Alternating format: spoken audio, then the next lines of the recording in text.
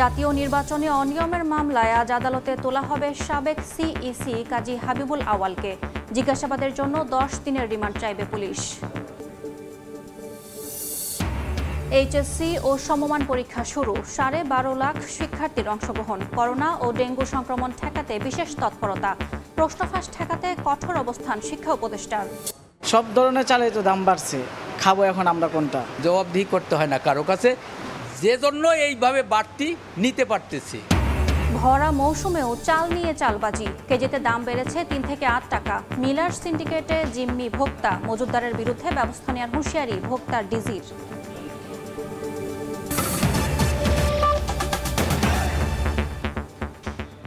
সময় সংবাদের সঙ্গে আছি আমি ইয়াসমিন অনন্যা।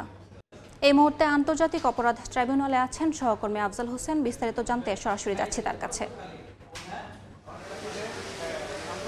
জুলাই আগস্টের যে গণঅভ্যুত্থান, সেই গণঅভ্যুত্থানের প্রথম শহীদ রংপুরের আবু সাইদ হত্যা মামলার আনুষ্ঠানিক অভিযোগ আজকে দাখিল হতে পারে। এরই মধ্যে গত 24 জুন এই মামলার তদন্ত সংস্থা ট্রাইব্যুনালের প্রসিকিউশনের কাছে দাখিল করেছেন। আমরা যতটুকু জানতে পেরেছি যে যেহেতু এখন পর্যন্ত তদন্ত রিপোর্ট বা আনুষ্ঠানিক অভিযোগ ট্রাইব্যুনালে জমা দেননি, বিভিন্ন সূত্র থেকে যেটা জানা যাচ্ছে যে এই মামলায় 30 জনের সম্পৃক্ততার প্রমাণ মিলেছে। তার মধ্যে কয়েকজনের নামও আমরা পেয়েছি।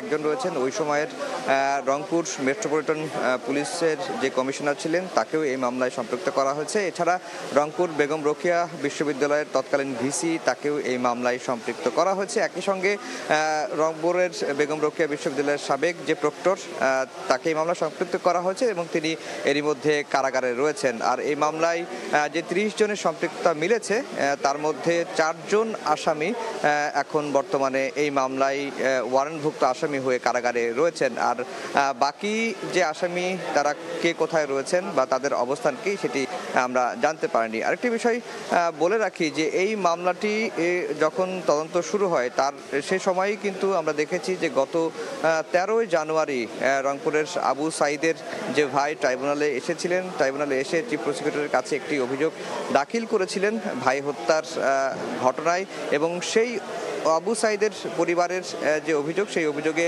25 জনকে আসামি করা হয়েছিল। প্রধান আসামি করা হয়েছিল সাবেক প্রধানমন্ত্রী শেখ হাসিনাকে। কিন্তু এই যে আজকে যে তদন্ত রিপোর্টটি শেষ হলো, তদন্ত শেষ হয়েছে এবং আনুষ্ঠানিক অভিযোগ জমা দেওয়া হবে, এবং সেই অভিযোগে শেখ হাসিনা আসামি রয়েছেন কিনা সেটি কিন্তু আমরা এখনো পর্যন্ত নিশ্চিত হতে পারিনি। আরেকটি বিষয় বলে রাখি যে এর আগে যখন কোনো মামলার তদন্ত রিপোর্ট বা তদন্ত শেষ হয়, তখন অনেকটা আনুষ্ঠানিকভাবেই ব্রিফিং করে ট্রাইব্যুনালের প্রসিকিউশন সেটি গণমাধ্যমকে জানান বা সারা দেশকে জানান। কিন্তু এই মামলায় 24 জুন তদন্ত রিপোর্ট হাতে পেলেও তারা কিন্তু এখনো পর্যন্ত সেটি প্রকাশ করেনি।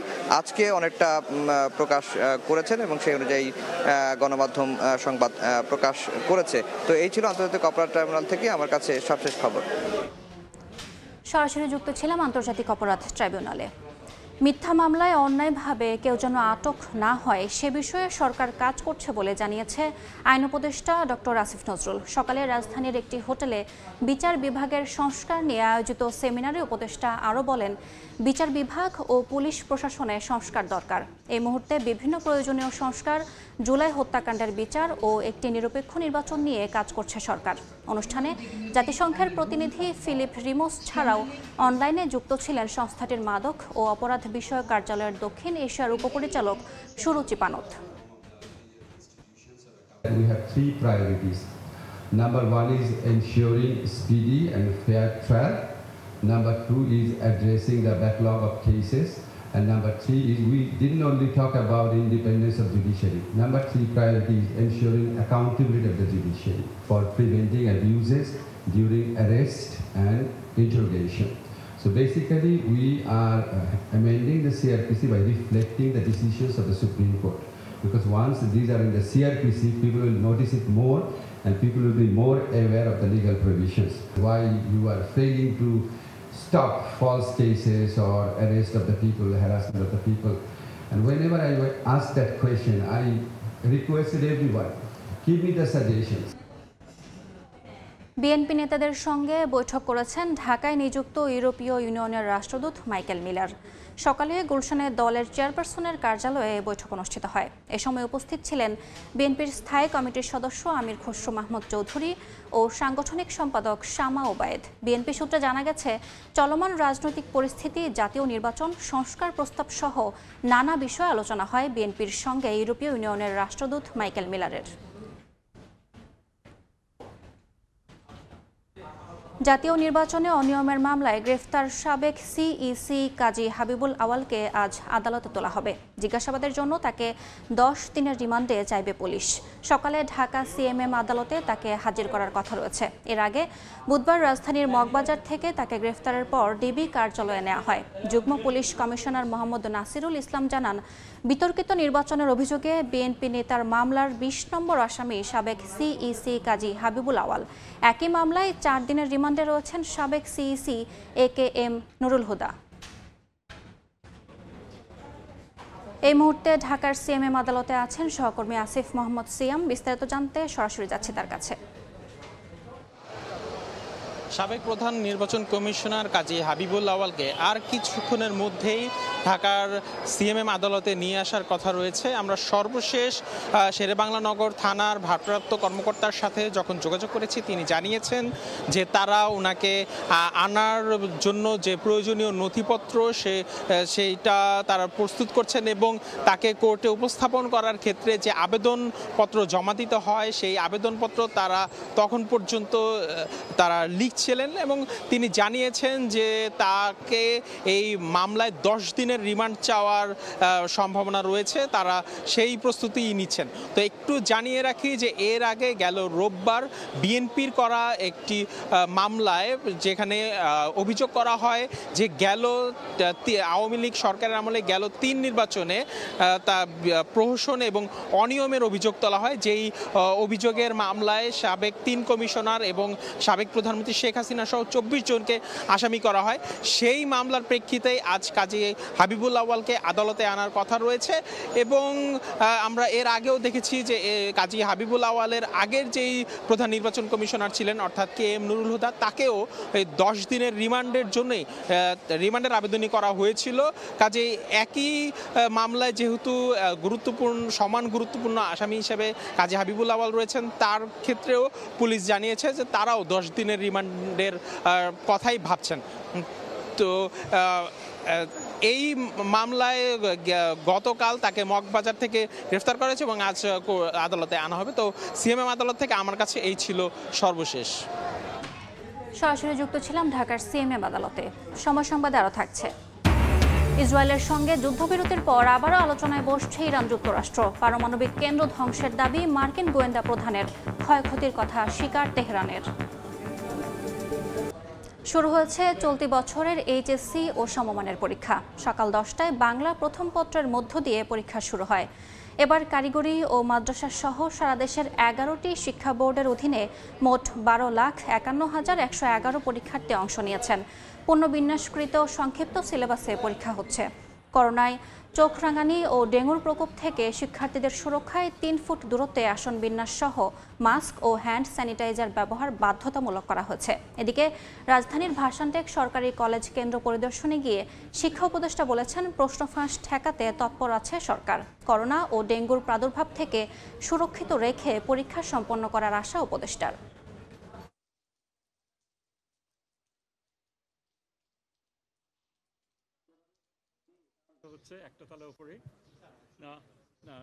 প্রিপারেশন আলহামদুলিল্লাহ ভালো। কোশ্চেন যদি ইজি হয় তাহলে আমাদের লিখতে সুবিধা হবে। আমাদেরকে স্বাস্থ্যবিধি মানে যথাযথভাবে মাস্ক পরিধান করে পরীক্ষা দেওয়ার কথা বলা হয়েছে। আমরা তাই মেনে পরীক্ষা দেওয়ার চেষ্টা করছি। বলা যাচ্ছে না আসলে এক্সাম দেওয়ার পর বলা যাবে কেমন হয়েছে আর কি। এক্সাম যেভাবে আমরা SSCটা সামলেছি, আশা করি এগুলো আমরা সামলাতে পারবো। সবকিছু মিলিয়ে খুবই মানে একেবারে ডিটেইল প্ল্যানিংয়ের মাধ্যমে সেগুলো করা হয়েছে। করোনার ব্যাপারে যা আমাদের রিস্ক যতখানি অ্যাভয়েড করা যায় এবং তার জন্য যে বিধিমালা সেগুলো সব স্কুলগুলোকে অনেক আগেই সেগুলো তাদেরকে জানানো হয়েছে। একই সাথে সাথে আপনার যে ডেঙ্গুর ব্যাপারেও স্কুলগুলোকে সব নির্দিষ্ট করা হয়েছে। এইচএসসি পরীক্ষার আরও খবর জানাতে এই মুহূর্তে রাজধানীর ভার্সানটেক সরকারি কলেজে আছেন সহকর্মী শাকির আহমেদ এবং সিলেটে আছেন উপবণিক। সরাসরি প্রথমেই যাচ্ছি শাকিরের কাছে।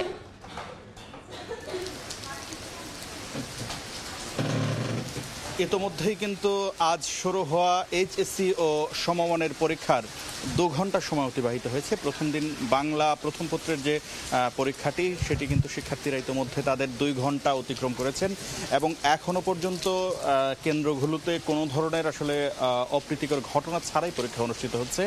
যদি বলতে যাই এবার কিন্তু 12,51,111 জন পরীক্ষার্থী এইচএসসি ও সমমানের পরীক্ষায় সারা দেশের 11টি শিক্ষা বোর্ডের অধীনে অংশ নিচ্ছেন। এখানে কারিগরি ও মাদ্রাসা বোর্ড সহ অন্যান্য বোর্ডগুলো রয়েছে এবং পরিসংখ্যানের দিক দিয়ে যদি বলতে যাই সবচেয়ে বেশি পরীক্ষার্থী অর্থাৎ প্রায় 2.5 লাখ পরীক্ষার্থী কিন্তু এই ঢাকা শিক্ষা বোর্ডের অধীনে এবং সবচেয়ে কম পরীক্ষার্থী বরিশাল শিক্ষা বোর্ডের অধীনে পরীক্ষায় অংশ নিচ্ছে। কোভিডের যে ঊর্ধ্বগতি পাশাপাশি ডেঙ্গুর একটি প্রকোপ রয়েছে, যার কারণে কিন্তু এবারের পরীক্ষায় মাস্ক পরিধান করা, হ্যান্ড স্যানিটাইজার ব্যবহার করা, পাশাপাশি আসন বিন্যাসের ক্ষেত্রে 3 ফুট দূরত্ব সেটি মেনটেন করার যে বিধিনিষেধটি রয়েছে সেটি কিন্তু প্রতিটি কেন্দ্রেই কঠোরভাবে মানা হচ্ছে এবং আমরা দেখতে পেয়েছি কেন্দ্রের প্রবেশ পথে সেটি নিশ্চিত করেই পরীক্ষার্থীদেরকে কিন্তু পরীক্ষা কেন্দ্রে প্রবেশ করতে হচ্ছে। এবং যদি বলি যে এই ভার্সানটেক সরকারি কলেজ কেন্দ্র পরিদর্শন করেছেন শিক্ষা উপদেষ্টা, তিনি বলেছেন যে প্রশ্ন ফাঁস সহ যে কোনো ধরনের অপতৎপরতা ঠেকাতে সরকার কঠোর অবস্থানে রয়েছে। পাশাপাশি তিনি বলেছেন যে ডেঙ্গুর প্রকোপ এবং কোভিডের যে প্রাদুর্ভাব বা কোভিডের যে ঊর্ধ্বগতি সেটিকে আসলে তারা আমলে নিয়েই আসলে বিভিন্ন ব্যবস্থা গ্রহণ করে তারা সেই পরীক্ষাটি শেষ করতে চান এবং সেক্ষেত্রে 33 দফা নির্দেশনাও কিন্তু বোর্ডের পক্ষ থেকে শিক্ষার্থীদেরকে দেওয়া হয়েছে। শুধু ঢাকা নয়, ঢাকার বাইরেও বিভিন্ন বিভাগীয় শহরে পরীক্ষা অনুষ্ঠিত হচ্ছে। চলে যেতে চাই সিলেটে, সেখানে আছেন সহকর্মী উপবণিক। রয়েছে সিলেট সরকারি মহিলা কলেজে এবং আপনারা জানেন যে আজকে সারা দেশের নিয়ে কিন্তু আজকে এসএসসি পরীক্ষা শুরু হয়েছে এবং ঠিক যথারীতি নিয়মেই কিন্তু সকাল 10টা থেকে আজকে কিন্তু এখানে পরীক্ষা শুরু হয়েছে এবং আমরা যেমনটি আপনাদেরকে বলতে চাই যে আজকে সিলেটের এখানের যে কেন্দ্রটি আমরা দাঁড়িয়ে আছি এই কেন্দ্রটিতে টোটাল 866টি আসন এখানে দেওয়া হয়েছে এবং সেই জায়গা থেকে কিন্তু 855 জন এখানে উপস্থিত হয়ে পরীক্ষা দিচ্ছেন এবং পাশাপাশি 11 জন কিন্তু আজকে কেন্দ্র থেকে অনুপস্থিত রয়েছেন। এবং আরেকটি বিষয় আপনাদেরকে জানিয়ে রাখতে চাই, এই বছর কিন্তু 28,015 জন ছেলে এই শিক্ষা বোর্ড থেকে অংশগ্রহণ করছেন এবং 41,916 জন কিন্তু মেয়ে শিক্ষার্থী রয়েছেন। তবে গত বছরের তুলনায় এবার আসলে সিলেট বোর্ডে পরীক্ষার্থী কমে গিয়েছে প্রায় 13,234 জনের মতো কিন্তু এবং গেল বছর কিন্তু পরীক্ষার্থীর সংখ্যা ছিল এই বোর্ডে প্রায় 83,165 জন। তবে যেহেতু করোনার একটি প্রভাব রয়েছে তো সেই ক্ষেত্রে কিন্তু সকাল থেকেই স্বাস্থ্যবিধি মেনে পরীক্ষা কেন্দ্রে কিন্তু সকলেই প্রবেশ করেছেন। এবং আরেকটি বিষয় আপনাদেরকে জানিয়ে রাখতে চাই যে সিলেট শিক্ষা বোর্ডের অধীনে এখানে যিনি রয়েছেন দায়িত্বপ্রাপ্ত কর্মকর্তা রয়েছেন এবং সিলেট সরকারি মহিলা কলেজের প্রফেসর যিনি ভুবনজয় আচার্য রয়েছেন, তিনি যেমনটি বলছেন তিনি আমাদেরকে জানিয়েছেন যে যদিও এই বছর গত বছরের তুলনায় অনেকটাই কিন্তু শিক্ষার্থী কমে গিয়েছে, তো সেই ক্ষেত্রে তারা সংখ্যাজনকভাবে যেটি ভাবছেন যে বিদেশ যাওয়ার যে প্রবণতাটি রয়েছে সিলেটে, তো এই জন্যই হয়তো অনেকাংশেই কিন্তু ছাত্ররা কমে গিয়েছেন এবং ভিজিলেন্স যে টিমগুলো রয়েছে তারা কিন্তু এখানে অবস্থান নিয়েছেন। আমরা লক্ষ্য করেছি সকাল থেকে 1-2 করে কিন্তু তারা এখানে অবস্থান নিয়েছেন এবং এখন অবধি পর্যন্ত ভিতরের যে পরিবেশ যে রয়েছে সেই পরিবেশটি যদি আমি বলতে চাই একদম নিরাপত্তা বলের মধ্যে দিয়ে কিন্তু শিক্ষার্থীরা নির্বিঘ্নভাবে পরীক্ষায় অংশগ্রহণ করছেন। তো এই ছিল সিলেট সরকারি মহিলা কলেজ থেকে এইচএসসি পরীক্ষার আমার কাছে বাংলা প্রথম পত্রের একদম সর্বশেষ। এইচএসসি পরীক্ষার খবর জানছিলাম ঢাকা ও সিলেট থেকে। বরগুনায় নতুন করে আরও 81 জন ডেঙ্গুতে আক্রান্ত হয়েছে, মারা গেছেন 1 জন।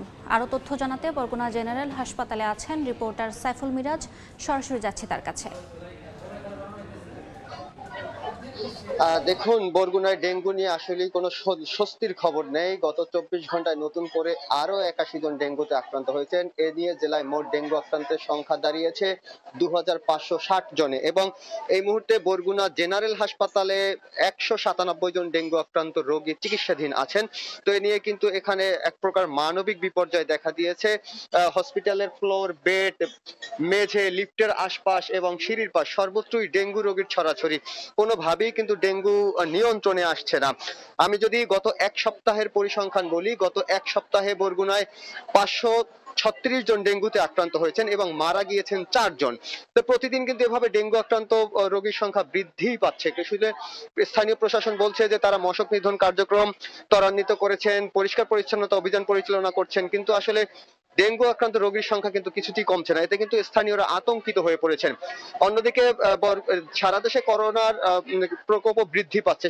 এজন্য কিন্তু বরগুনায়ও কিন্তু করোনার সংক্রমণের ঝুঁকি তৈরি হয়েছে, কারণ এখানে রোগী এবং তাদের স্বজনরা স্বাস্থ্যবিধি মানছেন না, তারা মাস্ক ব্যবহার করছেন না, সামাজিক দূরত্ব বজায় রাখছেন না। তো এই কারণে কিন্তু এখানে করোনা সংক্রমণের উচ্চ ঝুঁকি তৈরি হয়েছে বলে স্বাস্থ্য বিভাগ থেকেই আমাদেরকে জানানো হয়েছেন।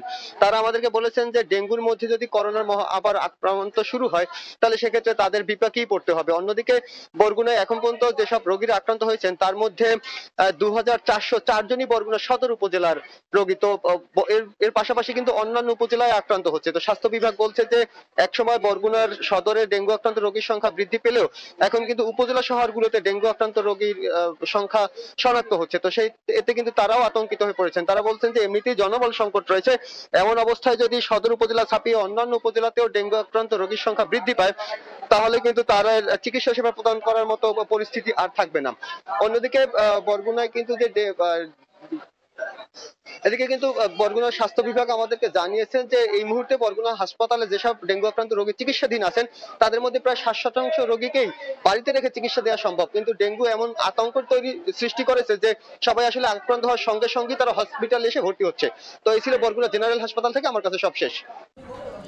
সরাসরি যুক্ত ছিলাম বরগুনা জেনারেল হাসপাতাল থেকে।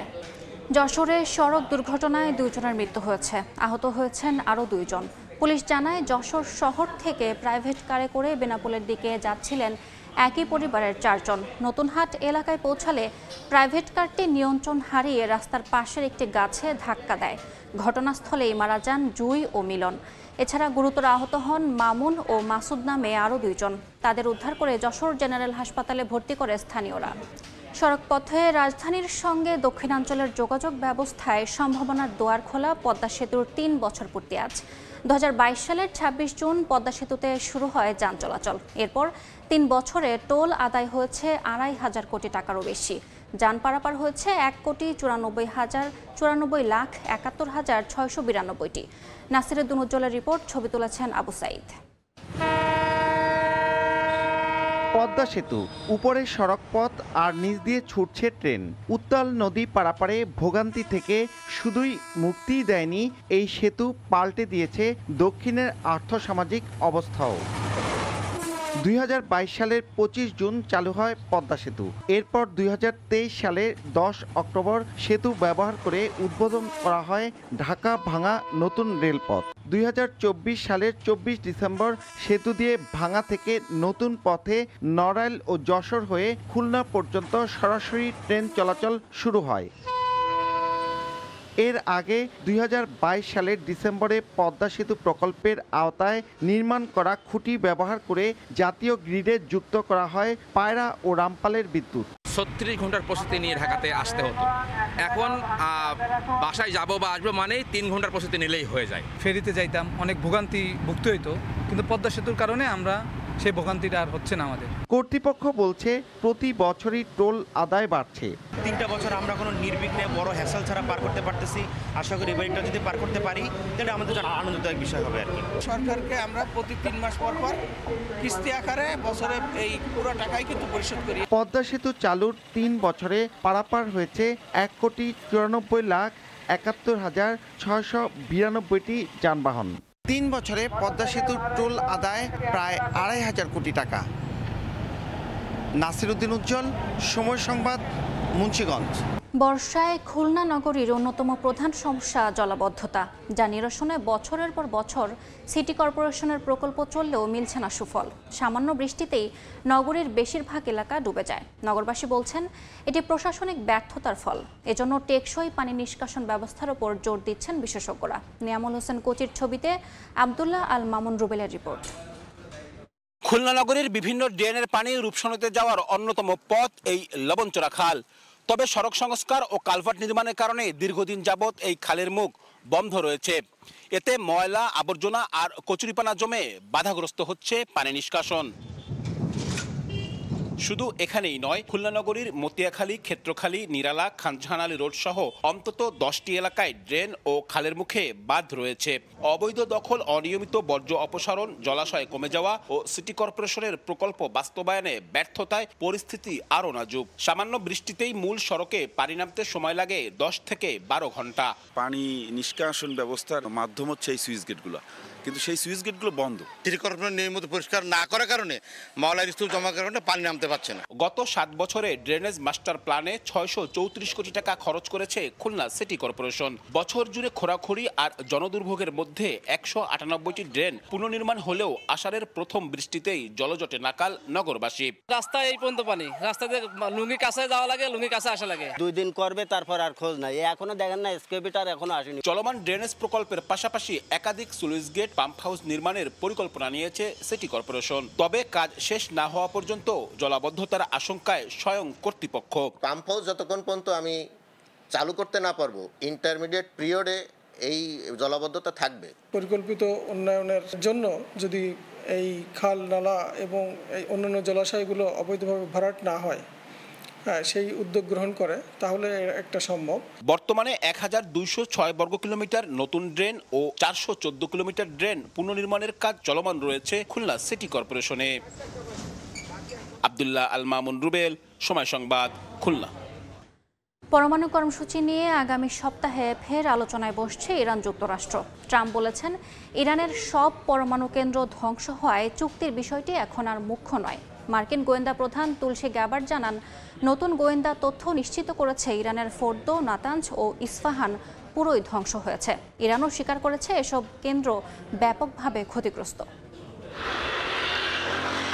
12 দিনের রক্তক্ষয়ী সংঘাত শেষ হয়েছে ইরান ইসরায়েলের মধ্যে। ক্ষয়ক্ষতি আর হতাহত হয়েছে দুপক্ষেরই। ইরানের স্বাস্থ্য মন্ত্রণালয় জানিয়েছে, ইসরায়েলি হামলায় 627 জন প্রাণ হারিয়েছেন, আহত প্রায় 5000। সবচেয়ে বেশি প্রাণহানি হয়েছে তেহরান, কেরমানশাহ ও ইস্পাহানে। ইরানের সামরিক বাহিনীর শীর্ষ কর্মকর্তা মেজর জেনারেল আলী সাদমানির নিহত হওয়ার বিষয়টিও নিশ্চিত করেছে তেহরান।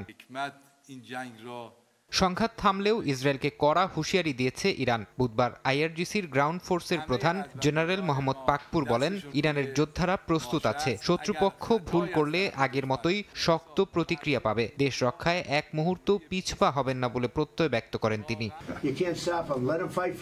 যুক্তরাষ্ট্রের বিমান হামলায় ইরানের পারমাণবিক স্থাপনার ক্ষয়ক্ষতি নিয়ে শুরু হয়েছে নানা আলোচনা। প্রেসিডেন্ট ডোনাল্ড ট্রাম্প দাবি করেছেন, মার্কিন বিমান হামলার পর ইসরায়েলি গুপ্তচররা ইরানের ফোর্দো পারমাণবিক স্থাপনায় গিয়েছিল। তারা দেখেছে স্থাপনাটি সম্পূর্ণ ধ্বংস হয়ে গেছে। তিনি আরও দাবি করেন, দ্রুত হামলার কারণে ইরান কোনোভাবেই তাদের পারমাণবিক উপকরণ সরিয়ে নিতে পারেনি। এদিকে মার্কিন গোয়েন্দা প্রধান তুলসী গ্যাবার্ড জানিয়েছেন, নতুন গোয়েন্দা তথ্য নিশ্চিত করেছে ইরানের ফোর্দো, নাতানজ ও ইস্পাহান পুরোই ধ্বংস হয়ে গেছে। ইরানও স্বীকার করেছে এসব কেন্দ্র ব্যাপকভাবে ক্ষতিগ্রস্ত। ইরান ইসরায়েল সংঘাত শেষের পর পরমাণু কর্মসূচির বিষয়ে ফের আলোচনায় বসতে যাচ্ছে তেহরান, ওয়াশিংটন। ন্যাটো সম্মেলন শেষে এক সংবাদ সম্মেলনে ট্রাম্প বলেন, আগামী সপ্তাহে ইরানের সঙ্গে বসবেন মার্কিন বিশেষ দূত। দুই পক্ষের মধ্যে চুক্তি হতে পারে বলেও জানান ট্রাম্প। যদিও মার্কিন প্রেসিডেন্ট দাবি করেন, চুক্তি না হলেও কিছু যায় আসে না, কারণ ইরানের সব পরমাণু কেন্দ্রই ধ্বংস হয়ে গেছে।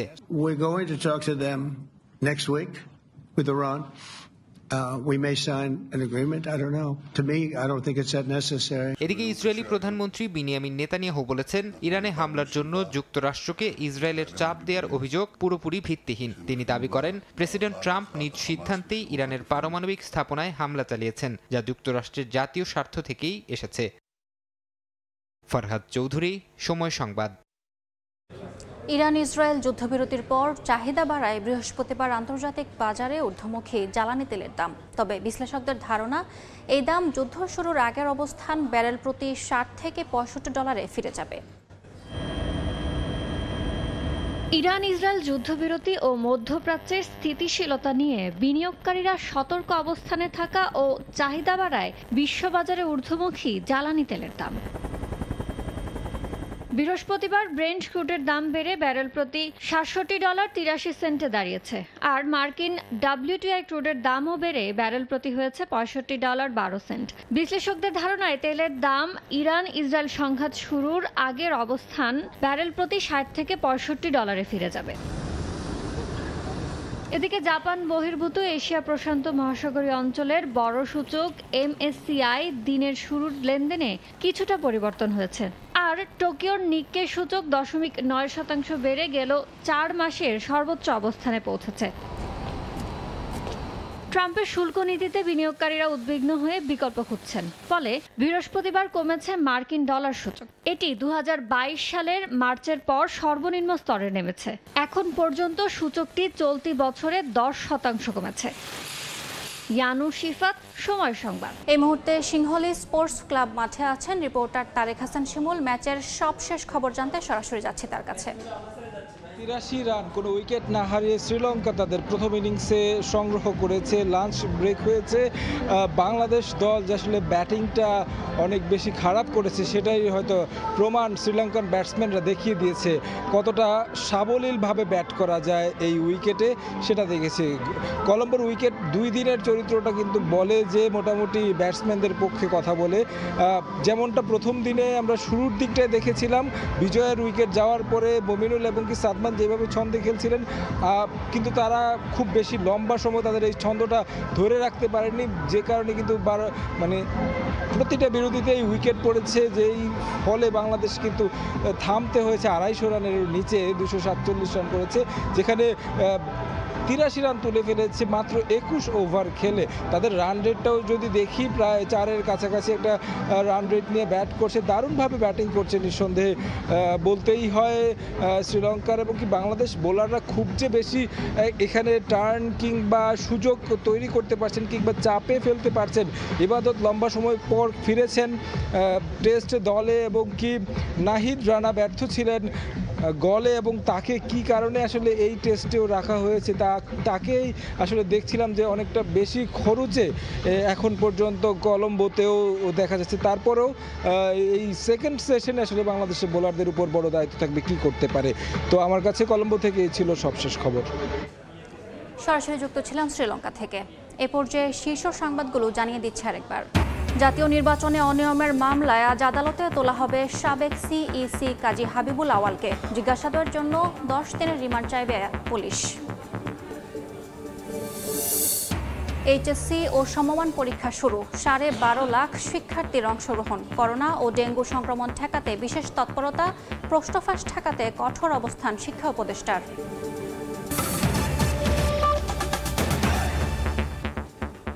এই ছিল সময় সংবাদে, সঙ্গে থাকুন সময়ের।